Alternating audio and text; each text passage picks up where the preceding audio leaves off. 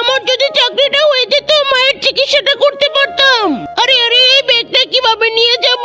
আমার কোমরে ব্যথা অনেক ওজন। আরে আরে চাচিমা, আপনি এটা নিতে পারবেন না তো? আপনি এটাকে ধরেন, আমি আপনাকে সাহায্য করে দিচ্ছি। ওরে বাপরে, অনেক ওজন। তারপরেও চাচিমাকে ব্যাগটা তার বাড়িতে পৌঁছে দেই।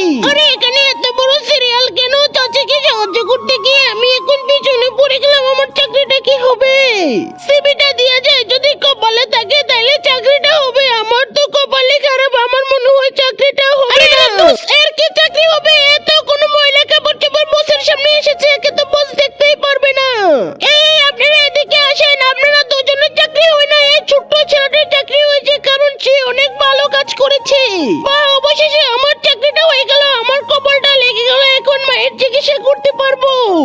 আসলে কি হয় বন্ধুরা, বস যখন রাস্তা দিয়ে আসতেছিল তখন এই ছেলেটিকে দেখে এই চাচিমাকে সাহায্য করতে, তখন ছেলেটির প্রতি বসের মায়ে হয়ে যায়, তাই ছেলেটি চাকরি পেয়ে যায়। বসে